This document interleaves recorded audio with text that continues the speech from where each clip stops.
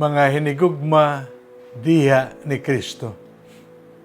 Isip Arsobispo sa Cebu, akong ipadangat ninyo ang opisyal nga balita bahin sa pagtaliwan kon kamatayon sa atong hinigugma Santo Papa, Papa Francisco.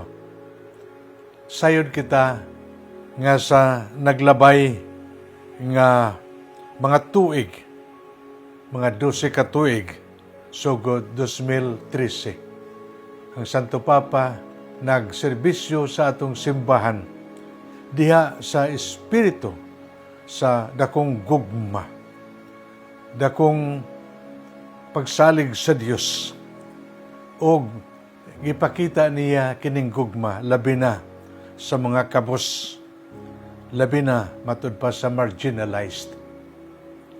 Ang iyang pagkasanto Papa nga pirmi magpahinumdom sa gugma sa Dios, sa atong paghatag importansya sa pamilya, o ang atong paningkamot nga ang mga layo sa simbahan, ang mga marginalized, unta mahimo nga bahin sa atong kinabuhi nga magpadayag sa mayong balita sa atong matud pa pagka-misyonero.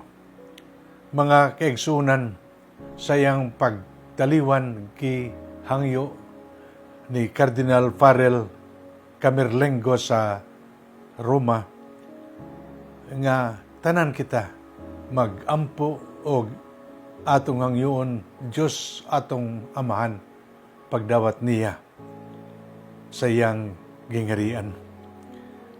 Hulat kita sa sunod pa nga mga balita bahin sa iyang lubong o bahin sa kung ano paman importanteng balita may kalabtanan sa iyang pagtaliwan o posible sa eleksyon sa sunod nga Santo Papa. Kanyong tanan, aspi sa Palma, naghangyo, maghiusa kita pagpasalamat sa Diyos sa serbisyo ni Papa Francisco o paghangyo sa iyang pahulay nga dayon.